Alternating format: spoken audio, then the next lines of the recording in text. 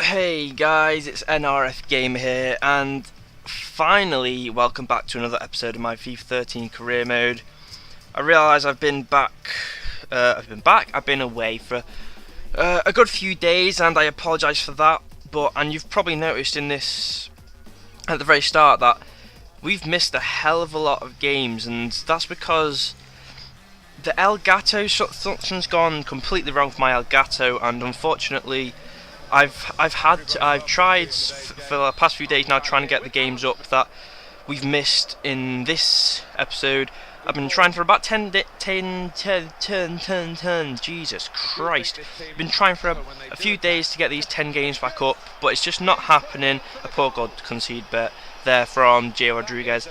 But yeah, the Elgato's kind of making all of my FIFA clips go completely fucked, so unfortunately we've missed a good chunk of the season. But I guess on a plus side, all that means is that we get to the transfer window quickly, which, you know, is always good for you guys. It's definitely good for me, and I'm excited to bring in some players, but we're not there yet, and we obviously start with this game against Southampton, who we actually went in half-time 1-0 down, but Asaidi with a lovely mazy little run slots it past the keeper, and that's a really good goal from him. He's been pretty immense this season, I'm not going to lie. He's got a few goals. I think he's grown from a 77 to an 81 already. And just add to that his pace and his 5-star skills. He's a great player. I was definitely considering selling him, but he's definitely a good player to have on the bench. Someone you can bring on and rely on, which he certainly is reliable. And here we make a substitution. Yesil, Suarez and Sahin coming on. I always do 3 substitutes at the same time. I can't really be bothered doing it on separate occasions. And my substitute pays off here as Luis Suarez puts a pretty nice goal into the top right hand corner of the goal. Jesus Christ, I really can't talk today. I apologise for that. But as I was talking about before, I hope that missing these games isn't too much of an issue. Obviously, I'm sorry I haven't uploaded for a few days, and I'm sorry that you've missed a good chunk of the season, but I'm pretty sure and I'm pretty confident that everything's sorted out now, and we won't have any more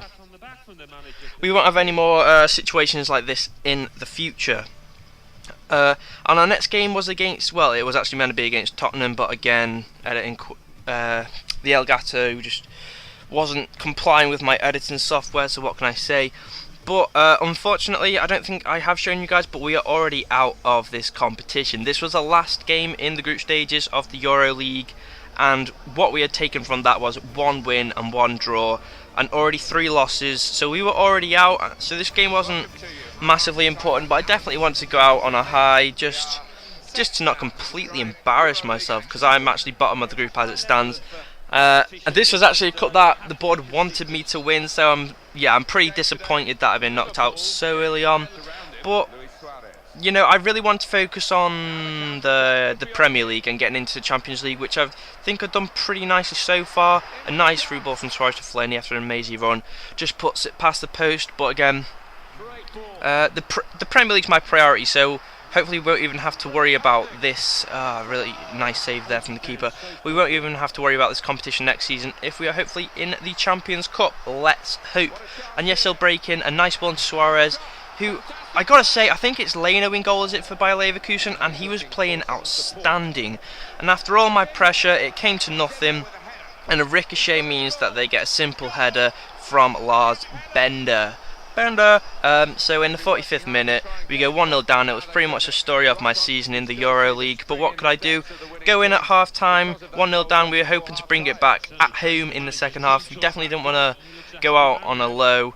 So let's see if we could bring it back in the second half. And early on, actually, Fellaini breaking, nice through ball to Suarez, who plays in, I think it's Samid Yesil, who manages to scuff it wide. I missed a hell of a lot of opportunities in this game, but that was not one of them from Luis Suarez, who recently has been in great form. 10 goals in all competitions isn't particularly great, but Luis Muriel's been our output of goals for the most part. Suarez has had plenty of assists. I actually think he's the dude with the most assists in the Premier League at the moment.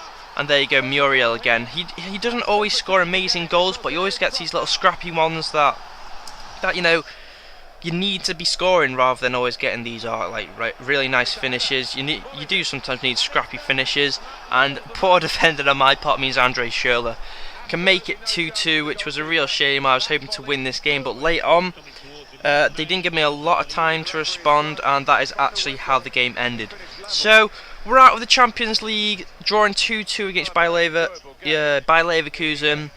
The result, in fact, didn't matter because I was already out of the competition. But what can I say? Moving on and moving upwards.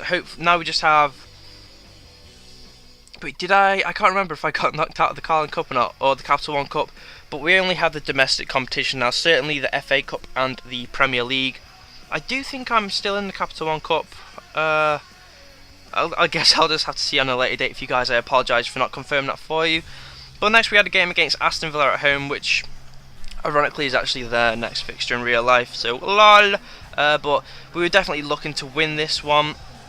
Aston Villa, they're never a team that is threatened with relegation, but they're never a team that, you think, yeah, they're going to do well this season. They're definitely a very solid mid-table club, but mid-table clubs at home are definitely teams that I should be beating, and Sterling plays it to Fellaini, who hammers it into that left-hand corner. And he's been through a bit of a rough patch, so it's really nice to see him getting that goal. His form hadn't been great up to now, but let's hope that's a turning point, and the signing I made can really step up his game. Unfortunately, in the first half, that's all I had to bring to you. Really not a lot happening, but what can I say? We had the lead, which, considering our current run of form, is definitely nice. Another thing I did want to bring up is, obviously, with missing these games, that's a nice goal from El Shaarawy. Obviously, with missing these games, you've missed a lot in the league. You've missed, I think you missed a couple of squad reports of, obviously, my fault, my bad. But, so yeah, hopefully, I think next episode I'll quickly show you the league table, show you where I'm standing, and I will also... Sorry, oh, that was disgusting, I'm sorry. I'll also show you a quick squad report. I don't know what just happened there. I can't re-edit that, sorry. I'll also show you a squad report just to confirm all the players' growth, but how close did they come in the 90th minute to levelling things?